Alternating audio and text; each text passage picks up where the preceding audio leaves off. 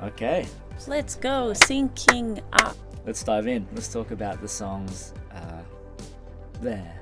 We are Maree Music, and we are here to talk about the soundtrack for the feature film The Red Shoes Next Step. We were approached to be a part of the project from the very, very start. Before there was any visuals, before there were any actors involved, before there was even a team put together. What was really exciting about this film is that we had access to the treatment of it. And what a treatment is, it's pretty much like a 2-page synopsis that kind of talks about the story of the film. From that 2-page treatment, just a basic plot outline, we had to come up with 2 songs. Glow, which was a song that you probably heard in the trailer if you've checked out the trailer, and the second one being a romantic duet piece called First Love, which I'm sure we'll show you more about in the future. Being a ballet film, they needed to have something to start choreographing to, and also it was a way for the team, which was only beginning to build, have a sense of aesthetic and emotion and visual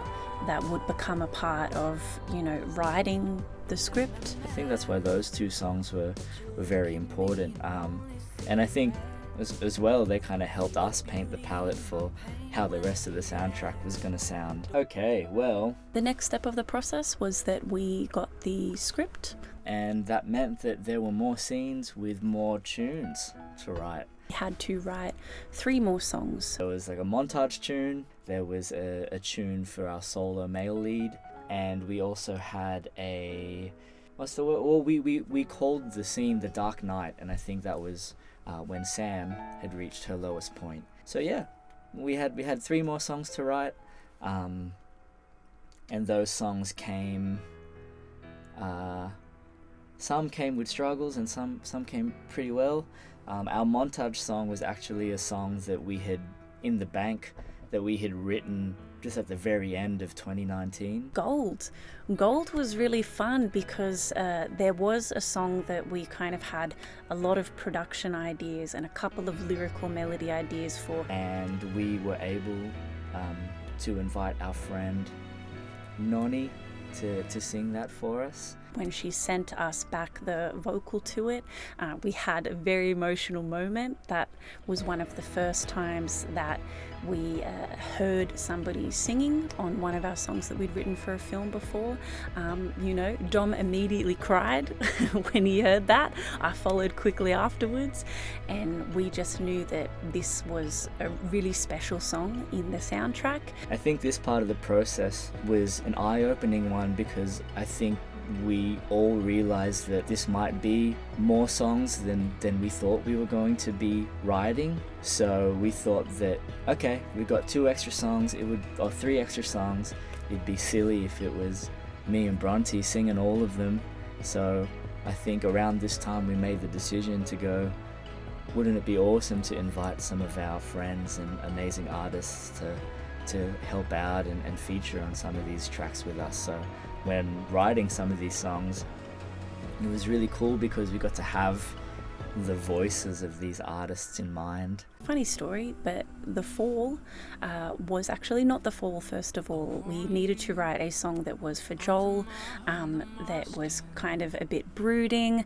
One of the directors, Jesse, really liked it, but it wasn't right for the scene, so we kind of stashed it in a vault. And later on in the process, he ended up finding a space in the film that was perfect for us. Ended up being used for one of Juliet's dance pieces at the very, very start. And that was a beautiful dance montage earlier on in the film as Sam is, coming back to dancing. So we got to use that song. And we got the lovely Sad Boy, the amazing Sad Boy, to be a part of that song, and he just gave that a completely different life. That's how Sacred came to be. It was the song that was meant to be Joel's solo that ended up fitting in somewhere else anyway. So very, very, very lucky that that was the case, and that one of the directors, Jesse, was so adamant about using that song. And then our second shot at doing Joel's solo dance song was The Fall, and that was a really fun process because we were able to really experiment with these dark, grungy sounds and then juxtapose that to this warm, smooth voice, which is sung by Luke Zancanaro. And we knew quite early on in the process that we were thinking this is probably going to be a great song for Luke. We'll ask him about it, and we hope he's keen. And so we had that in mind as we were composing the song. And he got in and he absolutely nailed it. But yeah, that was probably one of the harder songs to write for us because, I guess our first go at it wasn't quite hitting the nail on the head. So then we just had to wipe the floor clean and have another crack. And I'm glad we did because I think we tried stuff that we haven't really tried before. Limbo is the next song, and that was a challenge at first. We knew that we wanted the amazing Tyler to have a crack at singing it because he's got such a emotional, powerful voice, which is exactly what this song needed. And this one was like another challenging one for us, just because it kind of sat a little bit outside of what we usually write in terms of groove and not so much instrumentation, but maybe harmonic content. So it kind of took us a little while to settle into something, and it was one of those songs that was very like we just had to keep brushing the fossil. You know, we didn't know how it was going to turn out. As Dom was saying, we didn't really know exactly where we wanted that to go. I think we had an idea of the soundscape.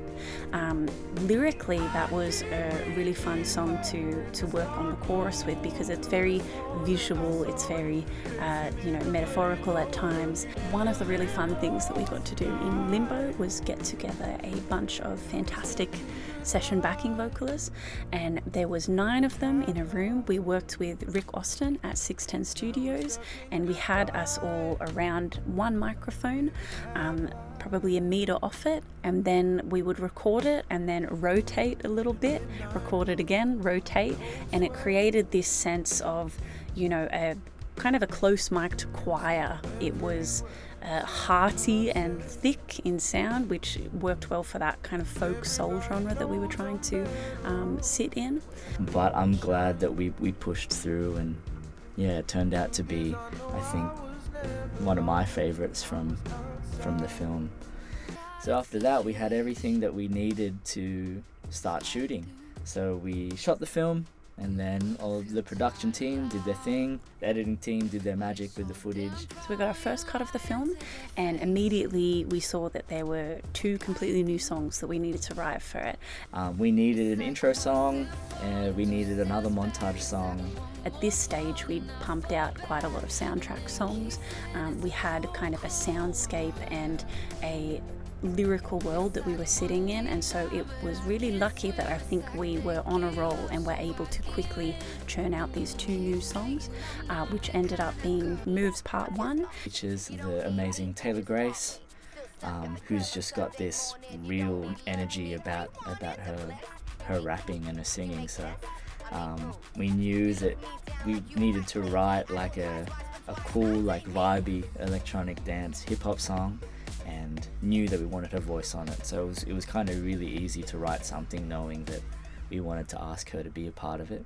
And 2 Steps Back. Like a little angsty montage called 2 Steps Back, which we got the lovely Meeks to be a part of, and she just suited that vibe so much. Yeah, they kind of happened very quickly because we were going to dive into writing the score very soon. Did it in one day. So we got off the phone with one of the directors, and straight after that meeting we wrote the 2 extra songs. I think 2 Steps Back, which ended up being a full song form, is the quickest song that Dom and I have ever produced and lyrically and melodically written in 2 hours. And I think that was very much to the credit of seeing this beautiful first cut of the film, the cinematography, the actors, everyone doing a fantastic job there was extremely inspiring. And from then on, it was just us taking the mood of that scene and just quickly trying to find the right lyrics and melody for that. Yeah, I think when things like that happen, you don't really have the time to doubt yourself. So we just got right in there, listened to what the songs could be, and just went for it. That'll be a consistency. So this is kind of in like score time now. We were kind of, looking at score stuff, and just upon watching the film over and over, we thought, hey, I think we need like diegetic tunes. For those of you who don't know what a diegetic tune is, it's a song that plays like it's in the scene. It's not a score, it's not a soundtrack moment. It's like, hey, I have a speaker and I'm playing a song on this speaker. That's a diegetic tune. Moves Part 2 is playing in a scene where all of the friends are together at a house party, which they're not allowed to be having, and it's very much a R&B kind of club song. Falling For You was playing in the background when Sam and Eve are out together shopping, and it has a fun little effect on it that you can very much hear that it's a small store. It has that Muzak feeling to it. We wanted something that was just edging on corny, a cute little jazz folk love song. Sad Face was quite a fun little diegetic piece to work on the basketball court. We wanted something that was a little bit of that teen angst and grunge, so that was a very 2000s punk track. But these songs were kind of just like half songs, just to play underneath the scene, to give them a little bit of little bit of energy. Yeah, those were the last 3 pieces of the soundtrack puzzle.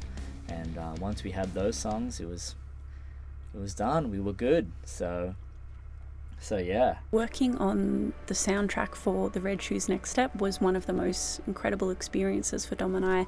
It is the largest soundtrack that we have ever written. Being a part of it from the very, very beginning, before there even was a script, and then working up until the very, very end.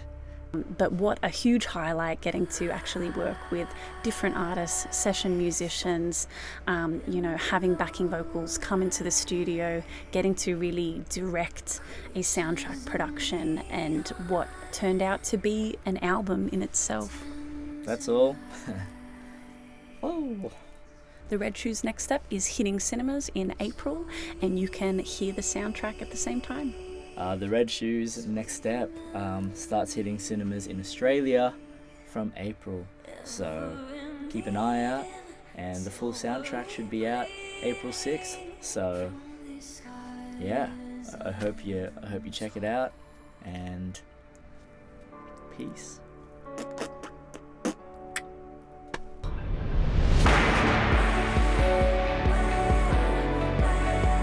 The greatest performers, artists, they all share a deep desire to tell a story.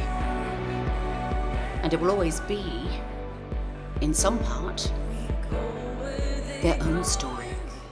Wow, this is all a little la-di-da.